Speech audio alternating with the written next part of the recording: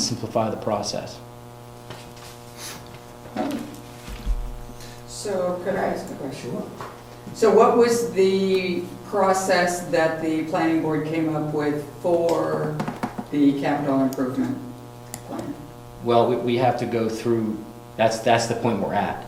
Okay. Looking at the format of how we're going to go through the process of collecting the data, collecting the road, the condition of the roads, condition of the buildings, what the priority is going to be, etc. That's the point we're at right now. Okay. It's a work in progress. It's a work in progress, so do you think you'll be doing independent, how do I want to phrase it? Are you going to be looking at, say, the townhouse and the schoolhouse all over again and possibly paying someone to do that? Because we just paid someone to do that. We're going to look at all options.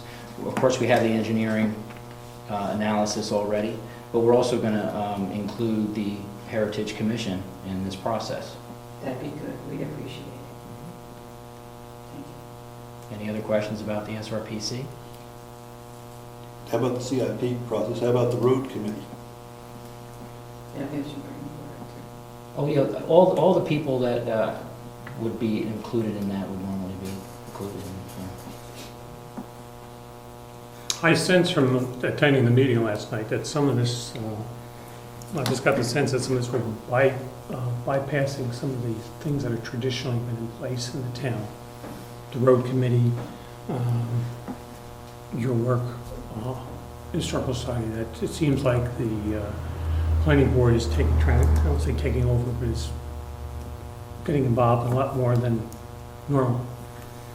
Well, I think that the CIP program and what the planning board has in front of them is you guys are misunderstanding what they're supposed to be doing. They're only supposed to lay the groundwork with a plan that is up to 10 years out on what improvements might cost us and what buildings, what the condition of the buildings are, when they may need to be scheduled for maintenance, and then a rotation maintenance on that. Their job is not to actually put forth to say Lyford Road needs to be repaired. The townhouse needs it, the schoolhouse Right. needs it. They're just supposed to look at all the assets and put out a plan on how to take care of those. They'll come up with like a formula on how to base, to do the roads, and how to care for the roads. That's one of the things that they're discussing. Then what they do is they put all that information together and then they submit it to the selectmen, just like the road committee submits its recommendations to the select board. And then the select board takes all that data and we look at it and then we make our decisions based on the information that they've given us on how we proceed with maintaining our buildings and maintaining our roads and so forth and so forth. I definitely got a different feeling from that meeting last night. I felt like they were not gonna, let me say it the other way. I think there's an opportunity to rebuild on the work that's been done that we paid for and the road committee and incorporate that into the process without having to go back and start from ground zero. And I guess that's what I was after. And I just felt like it was, let's start over again, and we spent a lot of good money on some of this documentation and analysis that I think we should use. All right, I turned over my copy of the engineering Okay, to the planning board last night. okay. So they're all gonna, and it's out on the website, so they're all going to the Yes. website to pull it up. It Read does it. take a long time. And then they have my copy that they will look at as well. There's also, well, Kenny's given me back his after appraising the schoolhouse floor, and so there now is a copy, will always be a copy here too. Okay, so they are going to use that information. I mean, it doesn't make sense to go out and hire a whole new somebody to look at the schoolhouse and the town hall when we've already done it. Well, that's just my hope, is that we would, that the Heritage Commission, the Road Committee would be contacted to have some input. I don't see why they wouldn't be. I'll be Question. happy to attend yet another meeting. I just forgot it. Give me a minute. No, go ahead. No, I forgot. I just lost it. Anybody else any questions? Okay. Thank you, Ed. Agricultural Commission. Nobody here from that. Oh, question on the use of, back up for a second, the use of the building. Yeah. Who's making the decision as to how that building is going to be used, the schoolhouse portion? Is it, who's running that part of the, who's running the part to find out what the need or what the people want? Is it going to be the planning board? There's two. That has nothing to do with the planning board. I don't know. No, I'm listening to them last night. I wasn't sure where they were going. The use of the buildings is left to the selectmen to decide. We'll hold either a charrette or a workshop or something, and we'll get the town's input on how they would like us to proceed with their buildings, and then we'll make our decisions based on those. Well, I think that they need to know that before they can proceed with what they're doing, because they may be going in one direction, and the town people want to go in another direction. Just until we can decide or understand what the people want with their building, whether they want it torn off, whether they want it modernized, whether they want it restored, there'll be a lot of time wasted spinning wheels. Okay.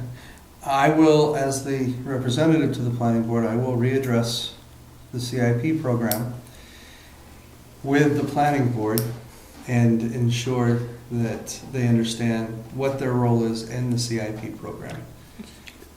And we still have to deal with what are we gonna do with that schoolhouse? How do we move forward with that? We're going to hold a Charrette. charrette. So I had put on the Heritage Commission agenda for tomorrow night that the selectmen have requested that a charrette be put on. Okay. The Heritage Commission would request that it not be till after August 11th, but that after that time period, that, certainly this fall, something be done.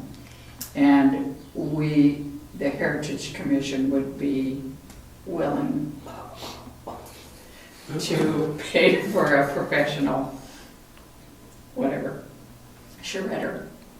Okay, excellent. Okay, so you got it. The Heritage Committee has Well, if that's agreeable with the selectmen and blah, blah, blah, blah, blah. I thought we put it in your lap last time we talked about this. I did too, so that's why it's on the agenda for tomorrow night. Excellent. So I'll see you tomorrow night 7 at o'clock. the Heritage Commission. It's a great week. It's a busy week. Cable Commission. Nothing to report. Cemetery trustees aren't here. Let me go back to the Cable Commission. We are looking for a map. What kind of map? We got a map from Time Warner that showed where they had provided service. That map was delivered. I saw it come in. I can't find it. I have to send Frank some email. Is it down in those drawers right over there? We can look everywhere after the meeting. Because that's where they put a lot, the bottom two drawers is where they lock up a lot of the maps that are still rolled up. No, this is old. It's like this size. Just a, It still may be in all right, there. we'll look there. Because I didn't see it in, when we looked at the maps last night inside the big closet, I didn't see it in All there. right. So, Can I Code- ask- Can I ask a question about the Cable Commission? sure.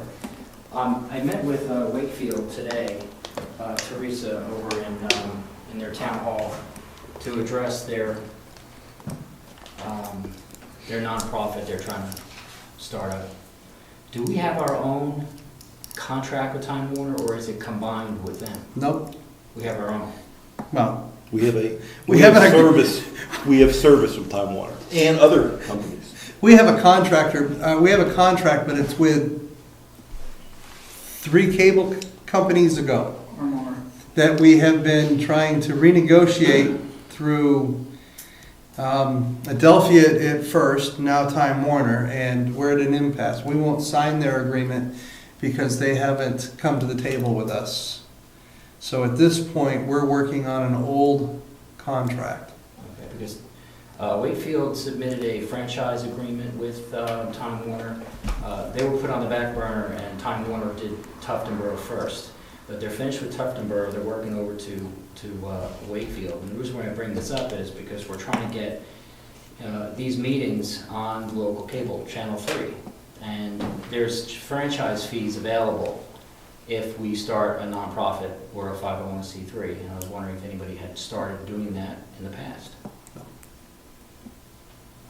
We at one point were invited to a meeting in Wakefield, and then when they called about the meeting, they had no idea why we were invited to the meeting, why they wanted us, why we were coming, as they were starting out. At the time, I was the chairman of that committee, and I did have concerns, though, that we would end up getting into a very expensive proposition with lawyers, reviewing everything and everything else. Because we do, for the folks, we pay a percentage to Wakefield for our fire protection, police protection, which is excellent, we have no problems with that. Our landfill, ambulance, we pay them a percentage.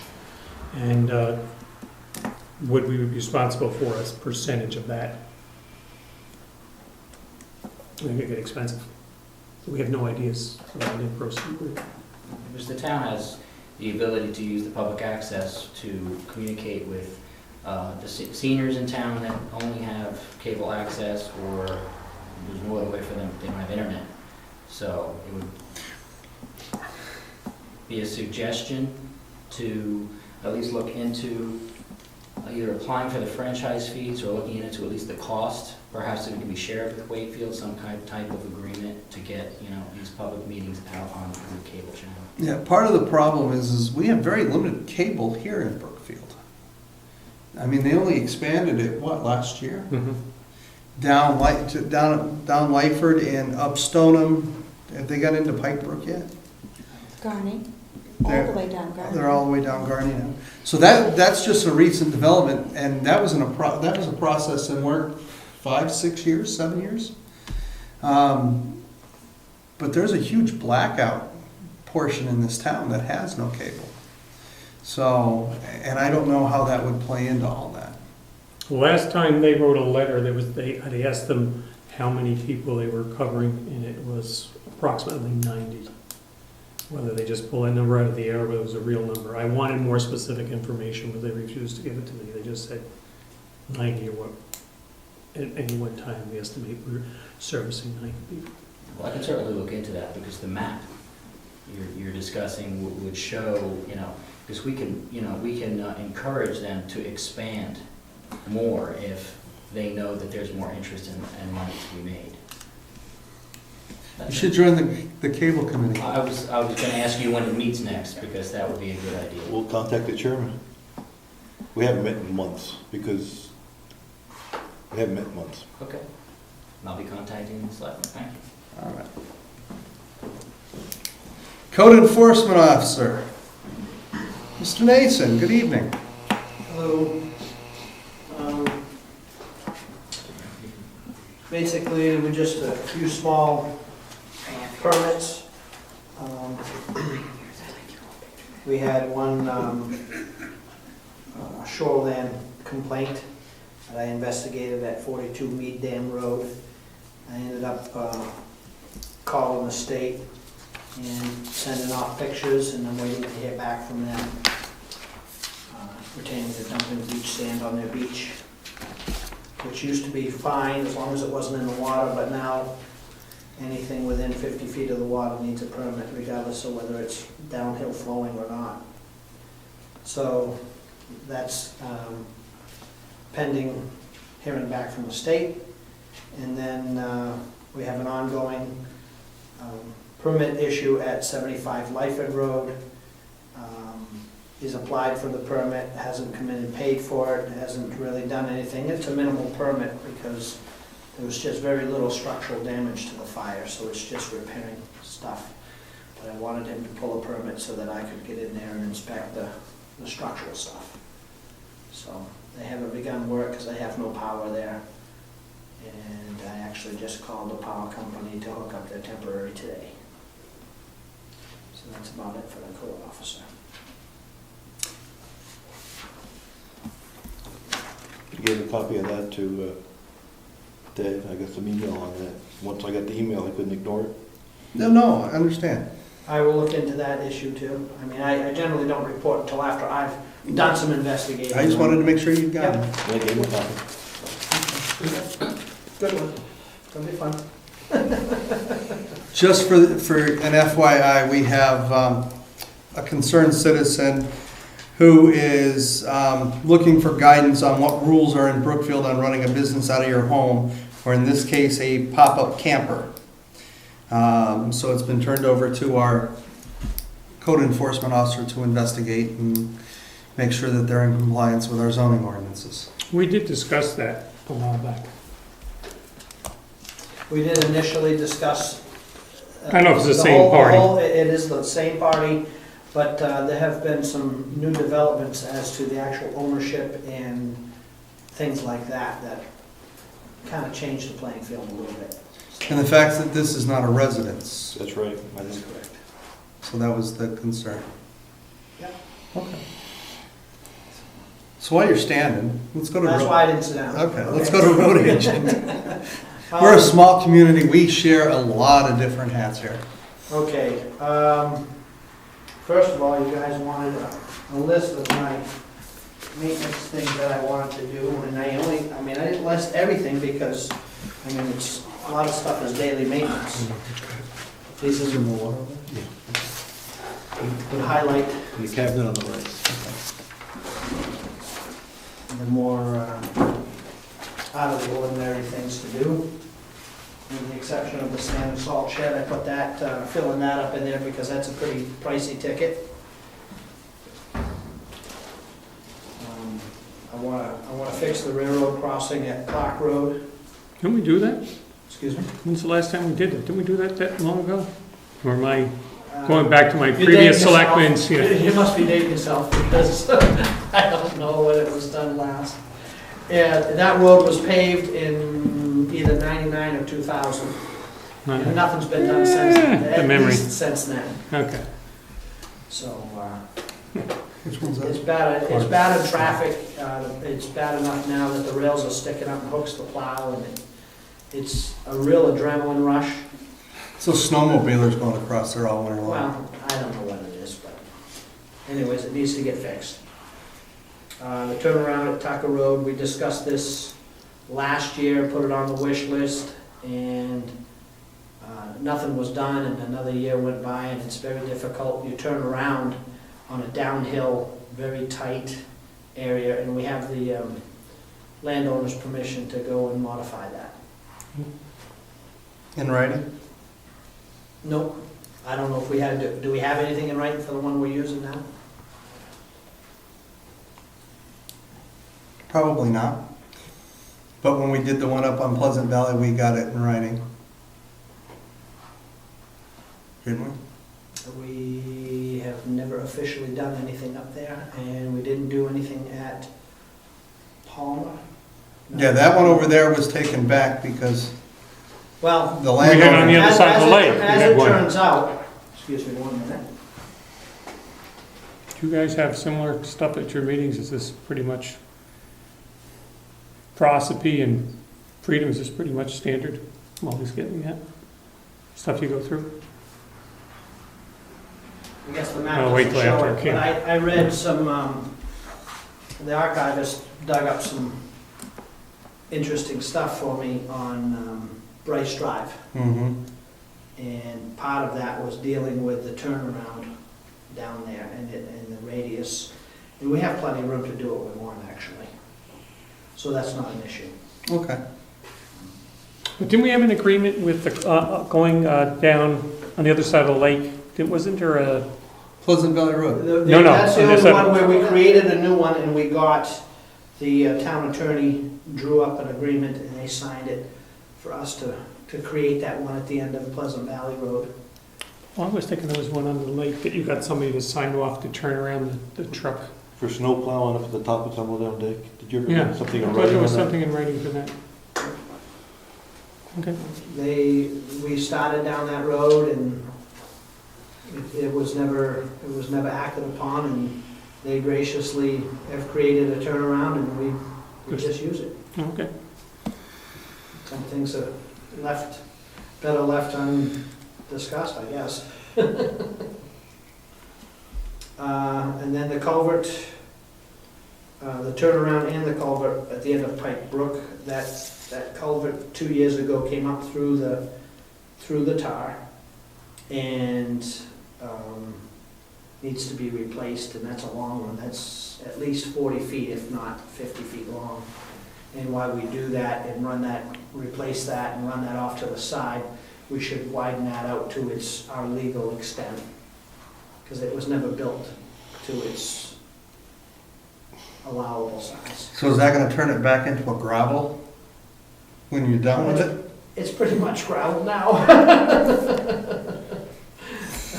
It's got a lot of the famous Brookfield farmers mix roads, Yes, okay. all 3/8 of an inch thick. And we talked about and got the go-ahead last year for J. Badgers, the bank in front of J. Badgers. We're not extending, when we do the road work up on that end, we're not We're not extending down that far. far yet. But it makes sense, while the equipment, we're up there, we should do it. It makes perfect sense to do it. Okay. If you recall, in the wintertime, that chokes down really hard, the bank goes straight up. And if you line it, and I suggested when I talked with Jay, I don't wanna go beyond our legal boundaries, but I always, a little PR, you just go and talk with the people. And I said, I'd like to cut it back, he had no problem with it, he said, how far you going? And I started out with saying, well, I'd like to go 15 feet or so, and he goes, well, why don't you go from the line of the wall? And I said, okay, so, which is legally what we have to deal with, and he was fine with that, so we're gonna go right, string the walls on both sides of his property, and a nice gentle slope in there, and the snow should roll up in there good, and Roll down on the road when it roll back melts. down after I go by, and, All right, and extend the culverts? yeah, that's an ongoing thing. Again, most everything on here is things we've discussed last year that we never got to. And that's where we find them and meet them, because, again, when the roads were built, 6-8 inches off the edge of the tile, they stopped the culvert and there's a big hole, so I'd like to extend them out when I can. Get them holes, the big drainage holes out of the shoulder, I guess, is the best way to put it. Do we know what the going price of salt is right now? Actually, last week I just got the upcoming year's bid, and I want to say it's 67 something a ton. And how many tons do we use, or how do you quantify that? About 103. And I've increased that because we used to do 75 thereabouts. And we would put basically one load goes into the sand, but we're storing more sand now than we used to store out here. So and then I have the availability of having 2 in the new, to hold 2 in there, and we put 2 in there. So that means 3 a year, three trailer loads, I'm sorry, which is somewhere around 30 to 35 ton a load. And that's nice to have in backup in case of big ice storms like this past Yeah. year. Yeah. Okay. Well, the sand and salt shed is something that we need to get done before winter sets in, so I think that should be good. How is the price compared to last year's prices? The sand? No, the salt. It's right the same, pretty much the same. And where are we getting the sand from? We send it out to bid. Find the cheapest person that has quality sand. The sand that I liked the best is no longer available. So last year we got it from the Evans Brothers, which is a good product, and they were the cheapest to get it here. Okay. So if the board has no problems, I'd like to get that direction to get that one taken care of right away. Sure. So let's fill up the sand and salt shed as soon as possible and get them ready. Yep. Okay. And on the yep. Mr. I don't know, is it appropriate for me to ask a question? Sure, we're pretty open here, so. And believe me, I'm asking this for my own education. Mm-hmm. If you could double or triple your sand order, the same one you put in your experience, do you think it would do any good to the price? No. You don't think so? No. We get a really good price, and we've increased our quantity by moving from a pile out back to that shed at least 50% of what we normally buy, and it's kind of a rock bottom price. I mean, if we were a real big town that used, I mean, we're talking 700 to 1,000 yards a year. And if we were a big town that did 4,000 or 5,000 a year, that might be a different story. So then you could get a savings if there were a way for you to increase your volume with this. I'm guessing I could, yeah, I don't know. You know, when I check around for the volume we use, it's about the same for like Wakefield and the surrounding towns. As I said, I'm asking from my Sure. own experience, and I know the county never gets into any of that, and you can wonder why not. Yeah. So, but I had a couple of questions. Yep. What, do you remember whatever happened with the neighborhood watch signs? I was asked to put together prices, and I called the correctional facility, got prices on signs, posts, nuts and bolts, and a rough idea of installation, I think, and presented it to the selectmen, and with approximate count on a reasonable, how it would apply with people coming into the town, and I haven't heard from either Judy Brenner or you folks as to what we're gonna do with that. Okay. So I don't know where it's at. Well, I haven't heard anything on whether or not it's going any further at this point, so. I know there was a concern about, because I think I came up with 20 signs or something, but, Yeah, you know, that's coming in from, you know, the problem is, you know, we had the question at the planning board last night, well, how many roads do we have? And I Yeah. thought it was 20, and I just double checked my list tonight, and it's 23. And, you know, there's a lot of small roads in town, and there's a lot of ways for people to come in. And it doesn't make sense to put it at, like, say, the end of Tumbledown Dick, at this end, and not put it on the end where all the snowmobiles and ATVs come in. So there's two there, you know, so it can go on and on and on, and somebody of a higher power is gonna make that decision and not me. and the problem is there's really no neighborhoods in our town. I mean, Well- we have little areas, Mm-hmm. but they're not a traditional neighborhood where you have blocks, like, Yeah, like a gated community or something. or like a city, you know, like big cities where they have blocks where a neighborhood watch would set up. Well, most people in this community, the whole community, look out for each other anyways. So, Would it be safe to start with ordering, say, 6 or 8? You have those orders? I think you made a proposal that we just put them on some key roads into town. Key roads into town. Yeah, I don't know how you define key roads, because if we put it on Tumbledown Dick and someone likes it, it's gone. Yeah, we have one of those issues too. somebody's collecting signs. Well, we're putting them in such a way now, they have a hard time. They haven't been able, they were having a hard time getting the signs off the posts, so the last go around, they took 3 posts out of the ground to get the signs off. Because they were having such a time getting up there to get the signs, they were getting caught, like the one on Tumbledown Deck. The guy on the corner kept going out there and he'd hear something, you know, they'd make a racket and everything else, so they slyly decided to pull it out of the ground and drag it down the hill and deal with it quietly. And now they're getting installed in such a way that if they pull them out of the ground now, they're You're gonna have to start- professionals. You're gonna have to start concreting them in. Yeah, so. I'm Anyways. sorry, Bill, you. I think we should just pick a number to start with. We can always order more or less. I think we should wait until the neighborhood watch committee gets back to us and tells us they're ready to set it up. I think everybody's waiting for, assuming everybody else is doing something. But that's fine. Well, they were supposed to have another meeting, and it hasn't been held to this date. I did my part. So, because I know they were gonna talk to the groups down in Cedar Park Mhm. about having, whether or not that group wanted to have one down there. So, and I know the upper section of Lyford, where Judy was spearheading that one, and that's the last I've heard of anything. But I thought our suggestion was that got very pricey. So we were gonna go to the road, the entrances into the town, like on Stoneham or 109. So instead of a neighborhood watch, Community watch. it would be a community watch. So, how many entry points into the town?